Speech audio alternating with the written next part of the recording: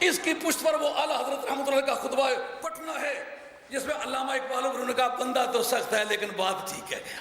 اللہ اکبر۔ 1901 میں بنگلہ دیش میں ایک میٹنگ ہوئی، ایجوکیشنل کانگریس تھی، اس کے اندر انہوں نے طے کیا یار ایک جماعت ہونی چاہیے جس کا نام مسلم لیگ ہونا چاہیے۔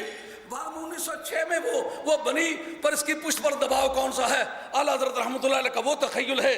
اور پھر اس کے بعد جب وقت آیا اور بمبے میں غالباً 1930-32 کی بات ہے کہ ہندو اپنی دکانیں اٹھا کر کے ہندوؤں کے محلے میں لے جانے لگے، اور مسلمان جو ہیں وہ اپنی دکانیں جب ہندوؤں کے محلے سے اٹھا کر کے مسلمانوں کے محلے میں لے جانے لگے، کہتے ہیں یہ فرقہ واریت ہے۔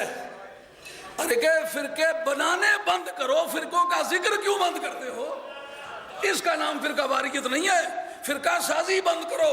فرقہ سازی نے ہمیشہ نقصان پہنچایا ہے۔ فرقہ سازی کی بنیاد کیا ہے؟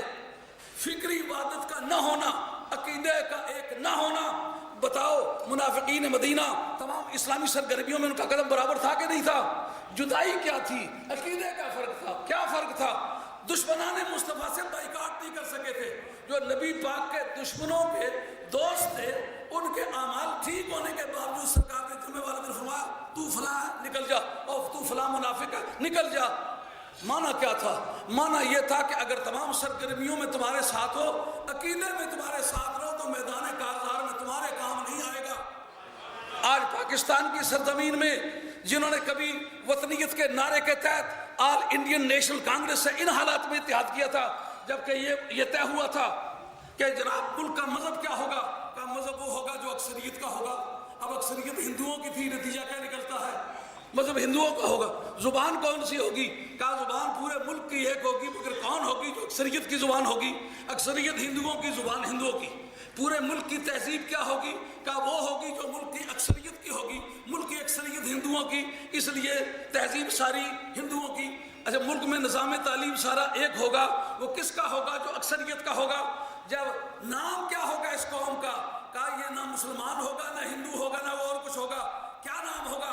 کہا جو پوری قوم مل کر کے طے کرے گی۔ کہا وہ کس طرح طے کرے گی؟ کہا وہ میجارٹی کے اصول پر طے کرے گی۔ جب میجارٹی کے اصول پر طے کرے گی تو سوائے ہندو کے کس کا نام آئے گا؟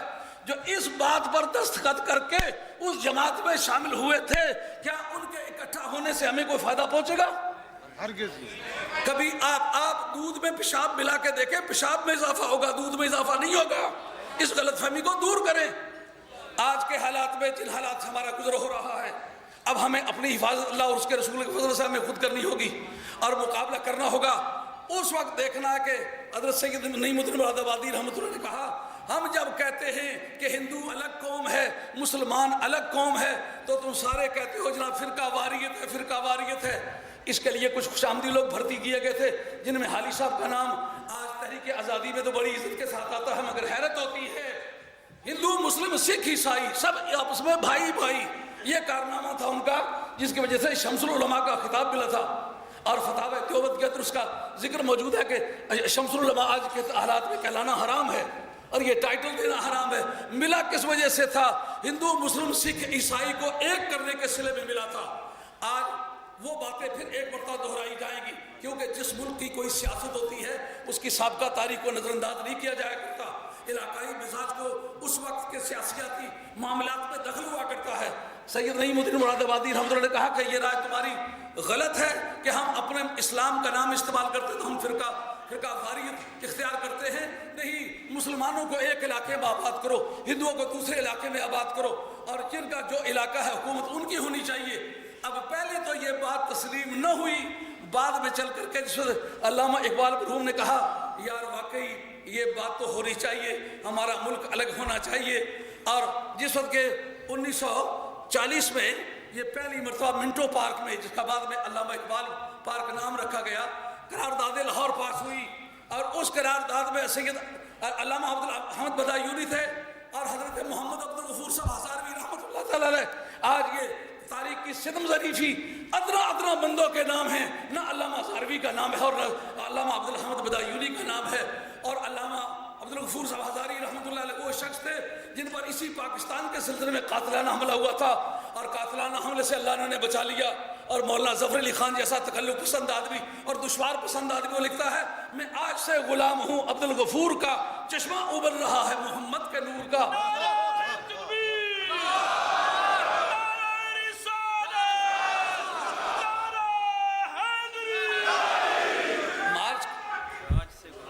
مارچ کی 16, 17, 18, 19 ان تاریخوں میں مراد آباد میں بنیاد رکھی گئی آل انڈین مسلم کانگریس کی, اور اس بانیان میں سید پیر جماعت علی شاہ صاحب محدث علی پوری رحمۃ اللہ علیہ کا نام نامی ہے, سید نعیم مراد آبادی رحمۃ اللہ علیہ کا نام نامی ہے, سید محمد محدث کچھوچوی رحمۃ اللہ علیہ کا نام ہے, سید محمد علی حسین کا نام ہے. مگر تاریخ کی صدم ظریفی کتنے ہی لوگ اقتدار میں آئے لیکن ان کا نام کسی نے نہیں لیا. یہ ظلم کی انتہا ہے. اور انہوں نے اس بنیاد پر کام کرنا شروع کیا کہ جو پہلو ان سے رہ جائیں گے مذہب کی طرف ہم ان کی رہنمائی کریں گے. جب قرارداد لاہور پاس ہوئی بعد اسی کا نام قرارداد پاکستان رکھ دیا گیا. اس سید پیر جماعت علی شاہ صاحب رحمۃ اللہ تعالی علیہ نے ایک دن وہاں علی پور میں منایا اور پورے ملک کے غالباً 52 لاکھ آدمی کا وہ شخص پیر تھا جو اپنے پوری توانائی کے ساتھ لوگوں کو اکٹھا کیا. کہا جھنڈے ہیں دو, ایک ہے مسلمانوں کا ایک ہے کافروں کا, تم کس جھنڈے کے نیچے جمع ہو گئے؟ ان کا مسلمانوں کے جھنڈے کے نیچے. ان کا جو کافروں کے جھنڈے کے نیچے جائے گا تو اس کو ووٹ کہا ہرگز نہیں جائیں گے. کہا وہ مر جائے تو جنازہ پڑھو گے, کافروں کے جھنڈے کے نیچے مرکا نہیں پڑیں گے. کہا پھر اس کو اپنے قبرستان میں دفن کرنے دو گے؟ کہا نہیں دفن کرنے دیں گے. تو جن لوگوں نے مسلم لیگ کی کامیابی کے لیے قبرستانوں تک کو جدا کیا تھا, مسلم لیگ نے ان پر کیا احسان کیا؟ مسلم لیگ کی ڈیوٹی تھی کہ ان کا ذکر عزت کے ساتھ کرتے اور آج تاریخ میں ان کا نام آتا. کل تک اگر نہیں آیا تو آج ہم اپنے قائدین سے یہ درخواست کریں گے کہ منصفانہ طریقے سے دیکھا جائے یہ باتیں ہوئی ہے کہ نہیں ہوئی. اگر ہوئی ہیں آج ان کا نام عزت سے آنا چاہیے. اور جن لوگوں نے پاکستان بنایا تھا, آپ کو یاد ہوگا ایوب کے دور حکومت میں جو کانسٹیٹیوشن غالباً سن 61 میں بنا تھا, اس کے اندر سنی علماء کو نام لسٹڈ قرار دے دیا گیا تھا جنہوں نے پاکستان کی پے کی بھی مخالفت کی تھی. آپ لوگ تو نوجوان آدمی, پتہ نہیں آپ کو یہ بات یاد ہے کہ نہیں, لیکن مجھے تو بڑی اچھی یاد ہے کیونکہ وہ بحران میں نے اپنی آنکھوں سے دیکھا. تمام سنی علماء کو نان سرٹیفکیٹ ہولڈر ہونے کی وجہ سے آرمی سے نکال دیا گیا, اسکولوں سے نکال دیا گیا, کالجوں سے نکال دیا گیا, یونیورسٹی سے نکال دیا گیا. یہ جس مدرسے میں محدث اعظم پڑے ہوئے تھے اس مدرسے کا سرٹیفکیٹ قابل قبول نہیں تھا. جس میں علامہ غاربی پڑے ہوئے تھے اس مدرسے کا سرٹیفکیٹ قابل قبول نہیں تھا. جو پاکستان بنانے والے تھے ان کا سرٹیفکیٹ نہ آرمی مقبول ہے, نہ ایجوکیشن میں مقبول ہے, نہ دیگر انتظامی کھاتوں میں منظور ہے. اس سے بڑا ظالمانہ اقدام کون کر سکتا ہے؟ مجھے وہ بات یاد پڑتی ہے کہ سن 71 کی جنگ میں لوگوں نے کہا کہ یار 65 کی جنگ میں تو لوگوں نے کہا ہے فلاں جگہ غوث پاک جو ہے وہ بم پکڑتے پائے گئے, فلاں جگہ حیدر کرار نے بم پکڑا ہے, فلاں جگہ داتا رحمۃ اللہ نے اس نے مدد کی ہے. یہ کیا وجہ سن 71 میں کسی ولی نے چوں تک نہیں کی؟ یہ میں بہت چیز آج لاہور میں تقریر کر رہا ہوں. لاہور ہمارا پرانا گھر لاہور, ہم لاہور سے چلے, محلہ پیر گیلانیہ, ہم یہاں سے آئے. شہید شاہ چراغ لاہوری میرے دادا لگتے ہیں, میں ان کے اولاد میں سے ہوں. ہاں, تو وہاں تقریر کر رہا ہوں تو تقریر کے دوران کسی نے مجھے یہ چٹ دی کہ اس کی کیا وجہ ہے کہ پہلی جنگوں میں تو وہ ولی آ کر کے بم پکڑتے رہے, اس جنگ کے دوران کسی ولی کی کان میں جو نہیں رہی مگر ایک علم کتابی ہے, ایک علم فیضان ہے. جو ہی کسی نے یہ بات کہی نا تو فوراً ایسا پتا چلتا کہ میری بھی کسی طاقت نے مجھے کرنٹ مارا ہے. میں نے کہا بات کیا ہے؟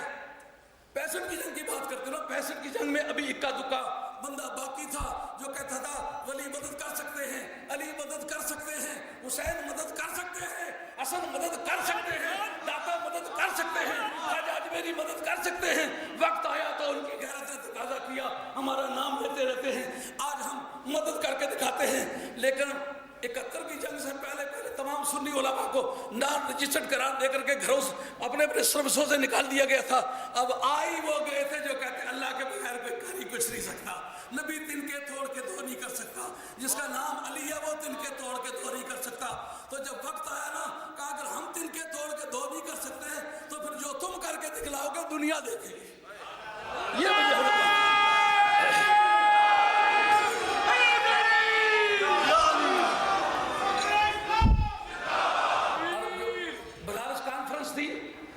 سید پیر جماعت علی شاہ محدث علی پوری, خدا کی رحمتوں کے ڈھونگرے تیری قبر پہ برسے, آج ملت تیری وجہ سے سرخرو ہے. اے سید نعیم الدین مراد آبادی, تیری غیرت کی یادگاریں قیامت تک دنیا میں زندہ رہے گی. اور اے مردان حق تمہاری یلغاروں کی صدائے تاز گش زمین و آسمانوں کے بام و در میں گونجتی